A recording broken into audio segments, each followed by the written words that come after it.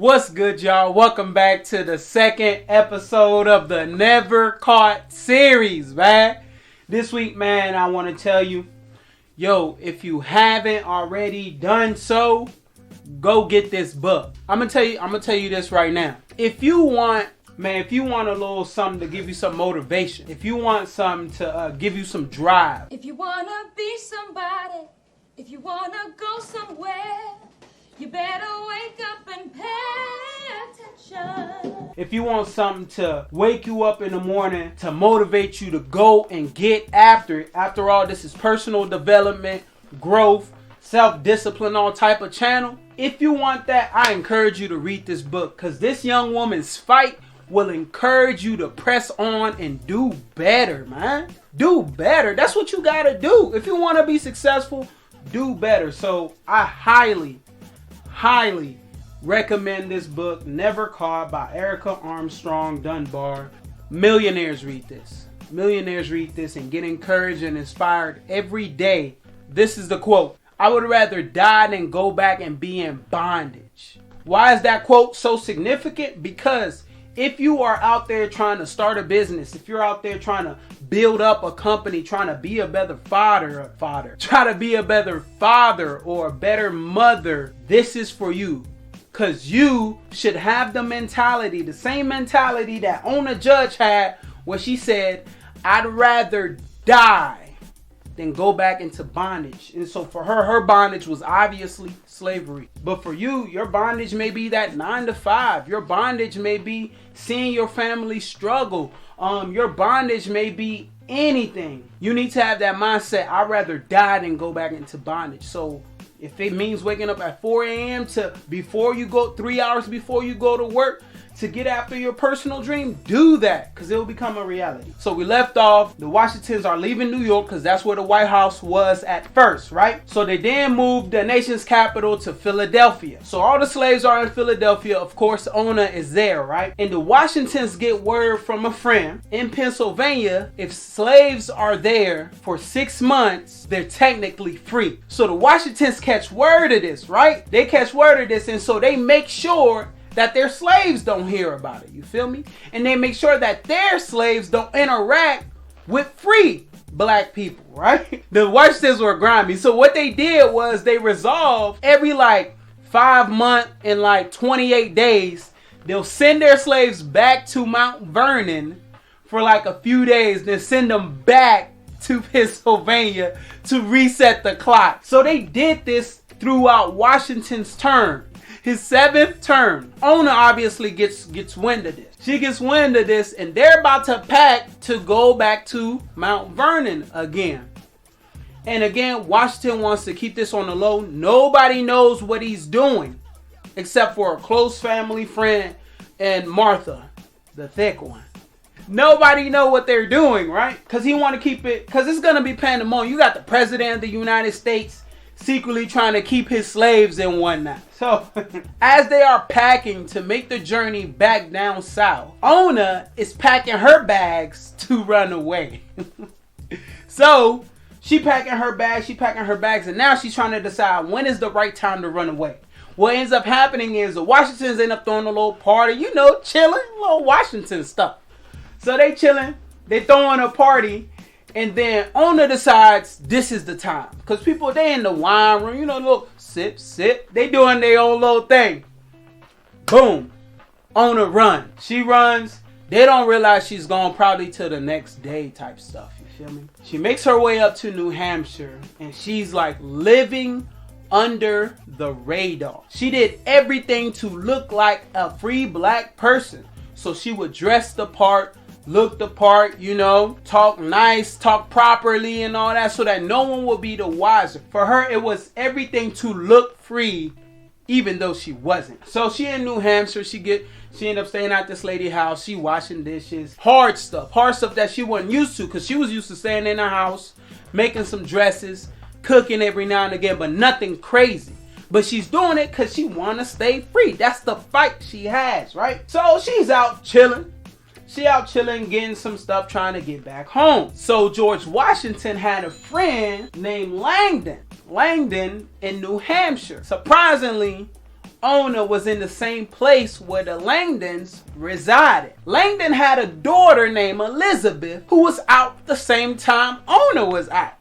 Now the Langdon family knows the Washington family, right? They chilling. Elizabeth look, she like, that girl look familiar. She look again, she look familiar. By this time, Washington already put out APB. They already put out Runaway Slave. They already put out all this. So they looking for her, but they can't find her.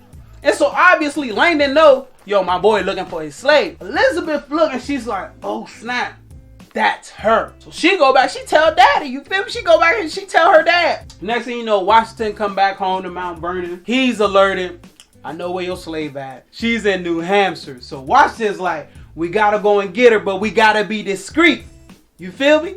Because technically she ran away in the 6 months. Because he doesn't want the nation, he don't want the people to find out that he trying to track down a slave that's technically free. Washington sent the slave catcher named Whipple. Now Whipple, he don't really want to catch her, but he's like, you know what? President of the United States asked me to do it. I'm going to do it. He go and he try to catch Ona by putting out an ad for a housemaid. Now Ona was picked to that because that's what she used to do. Little cooking, little cleaning, but nothing too hard. So it piqued her interest and she ends up going to meet Whipple. And the story went a little something like this.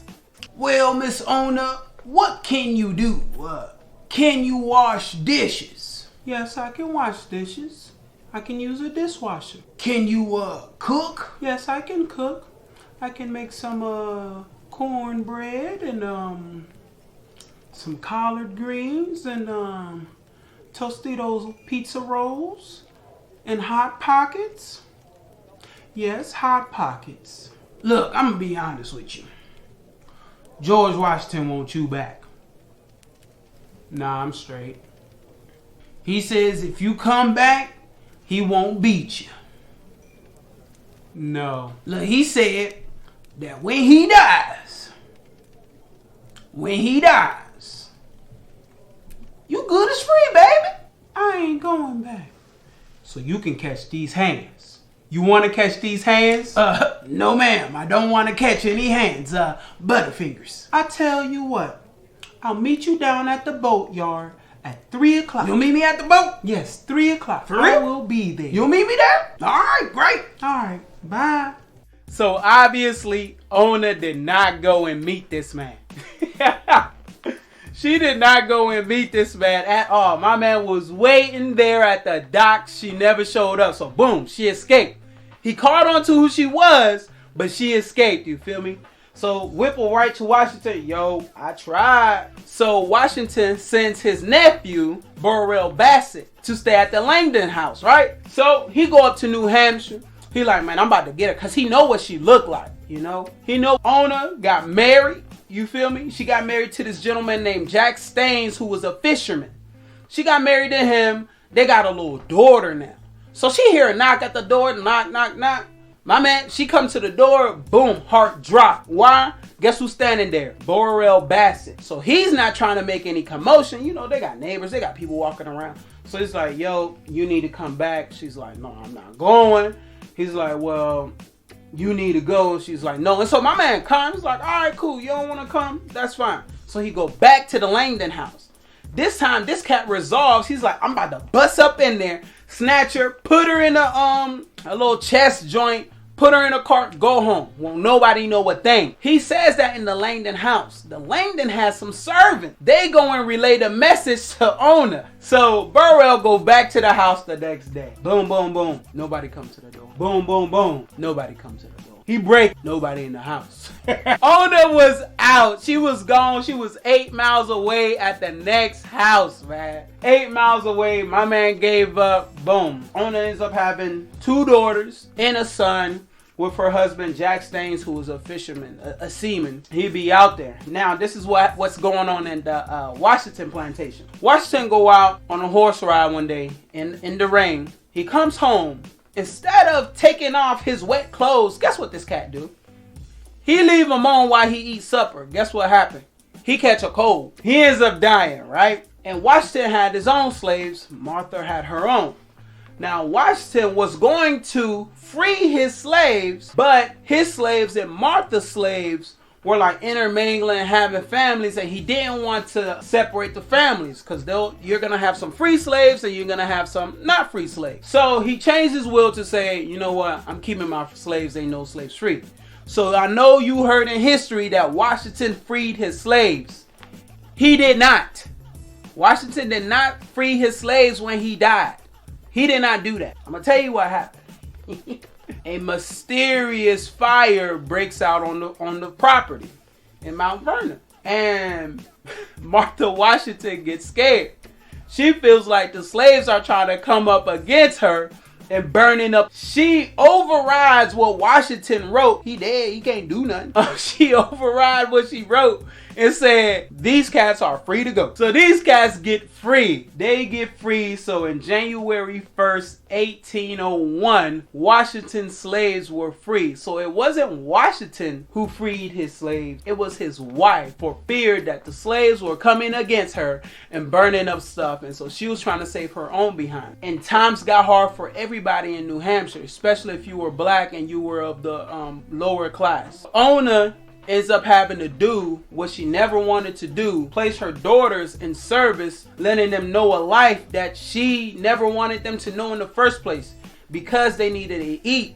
So she sold her daughters off for 6 months. Well, the younger daughter came back and the older daughter came back, but the older daughter had to go back because the guy still wanted her to work there. So she go, the daughters end up dying just because it was bad, you know. She had a son, he wanted to be like his father, so he go out to sea, never seen him again. So now Ona is left again by herself, and so she ended up dying. Of course, the book ends like this: Ona was finally carried off, but not by slave catchers' hands, but by the hands of her God. And so that's how the story ends. And again, it was amazing. It is good. Get this book, man. If you want motivation to drive to get more in life, get this book, man. Never Caught was fire.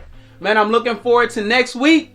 I don't know what we about to read yet, but I know it's going to be fire. Thank you for tuning in. Also, like this thing, subscribe, let YouTube know you like it. Peace.